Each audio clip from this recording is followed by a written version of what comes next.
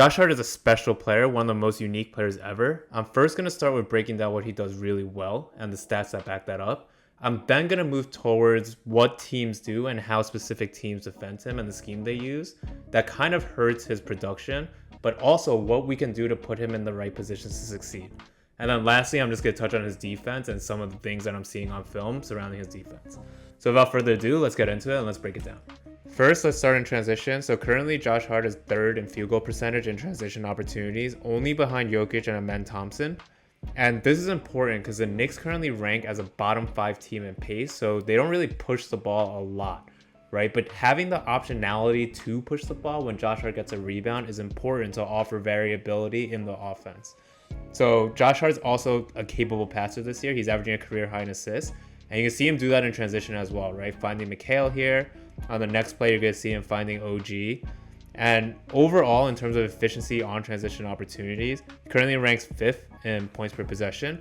So again, that's really important for a team that's bottom 5 in pace, right? They don't really push the ball, but just having that option to have someone push the ball is important. The next thing I want to talk about is offensive rebounding. So currently amongst guards, Josh Hart ranks 3rd in offensive rebounding percentage, and the only 2 people ahead of him are Scotty Barnes and Kelly Oubre Jr., both of which I wouldn't really describe as guards, right? Josh Hart is 6'4", Scotty is 6'7", and Oubre is 6'8".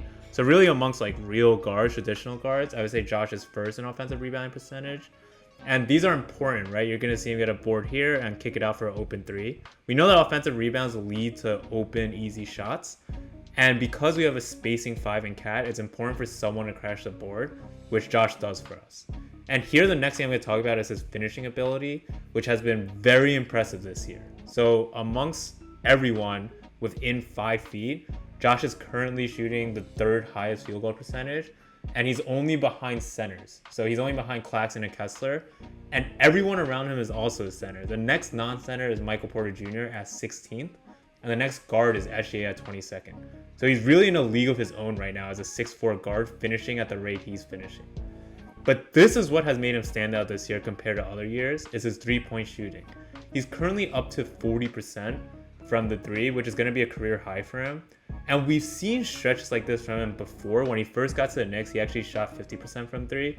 So there's probably going to be some regression, but a good indicator is he's also having a career year at the free throw line, which could indicate that his shooting has improved from last year, which would be a huge benefit for us. And the last thing I want to touch on is Hart's ability to make baskets in late shot clocks to find that 0 to 4 seconds left on the shot clock. So he's actually 2nd in effective field goal percentage in these situations in the NBA. And he's also 2nd in attempts on the Knicks, meaning that we trust him to take these shots and create a shot in these opportunities.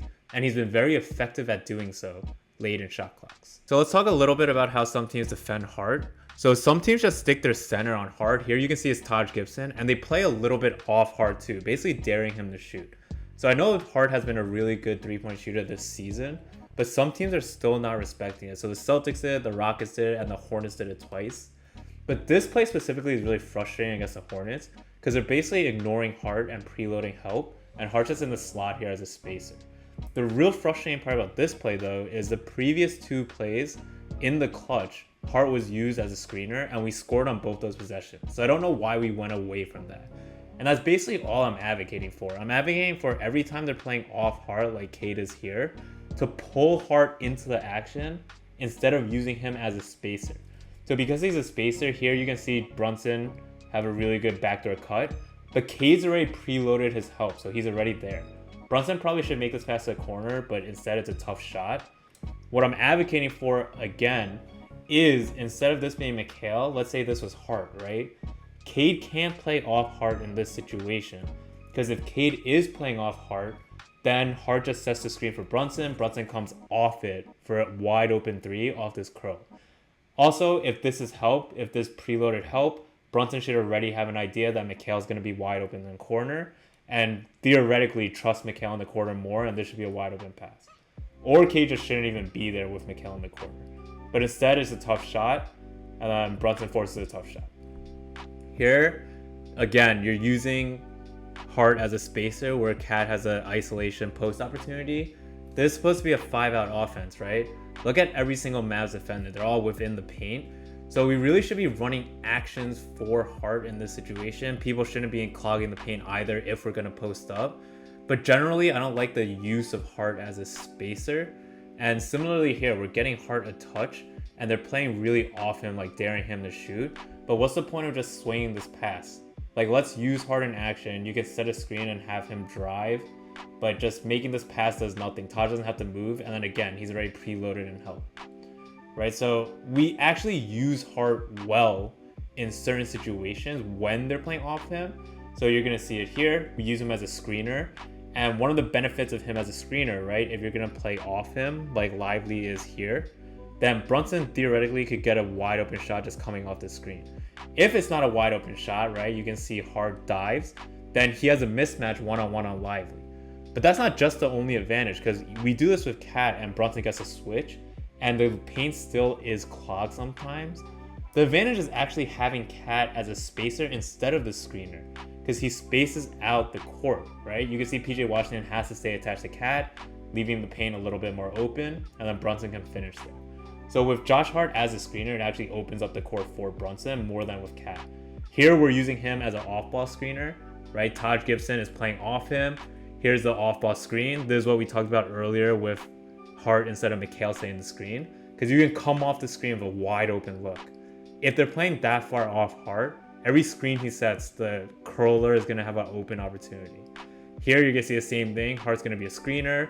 Gibson's going to play off him, which means that McBride gets to come off the screen with a wide open look, right? He's so wide open, he really doesn't know what to do with it. And then just gets a wide open mid-range. So that's all I'm advocating for. They can play this scheme against Hart. As long as Hart just becomes part of the action more and more, then it's useful. Again, this is what I mean. Lively's on him. They're playing off him. Just set this off-ball screen on Brunson. Brunson gets to come off the screen wide open for a three. Instead, we just use him as a spacer. Look at how far Lively is in the paint here, completely ignoring Hart. And then just a turnover here.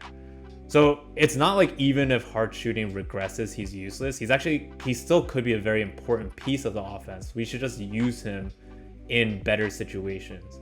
Here, again, an off-ball action. Super easy, right? If Martin's going to sag off him, then he can go set this flare screen for Cat. And then Martin's going under this OG screen. If he sets this flare screen on Diabate, then Cat's even more open for this three.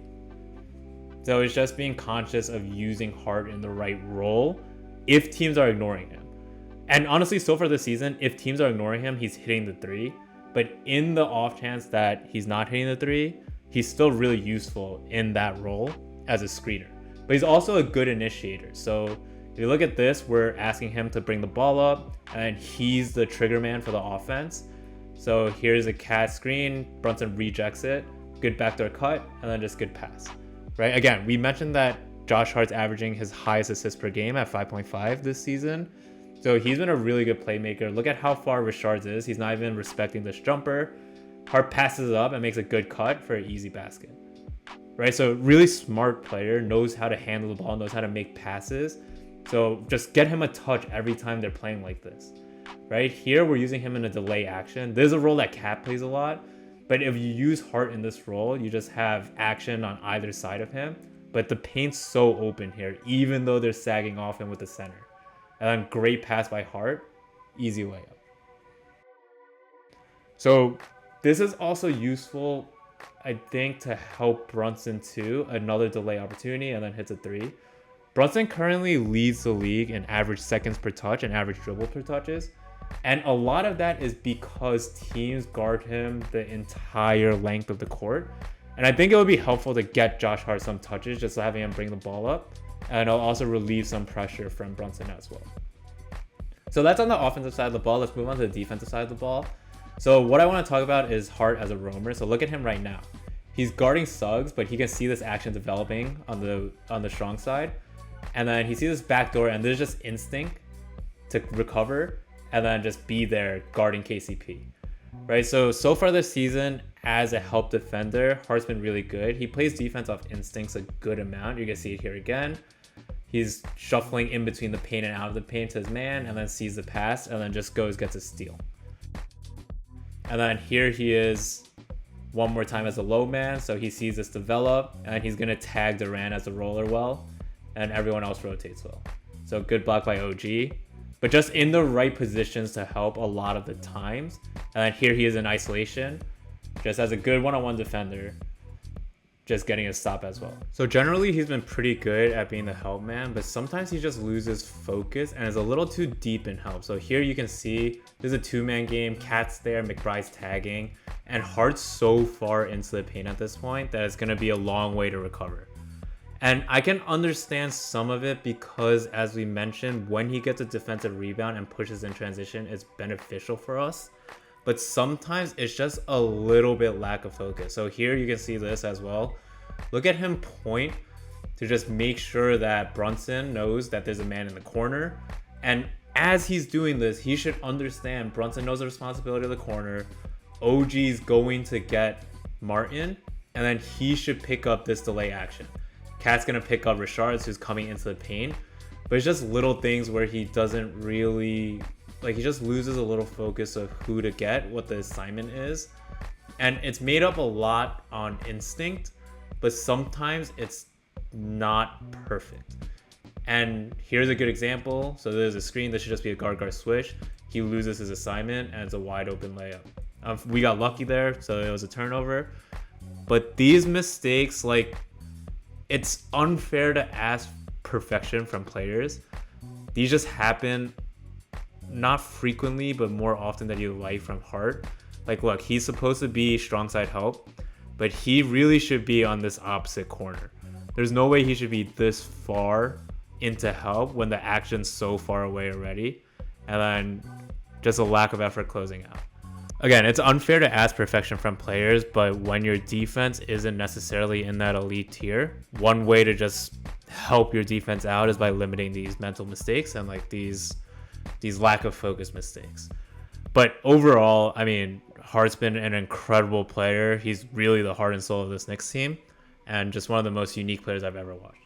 As always, if you enjoy the content, please don't forget to like and subscribe. It really helps the channel out, and I hope you guys enjoy the content. See you.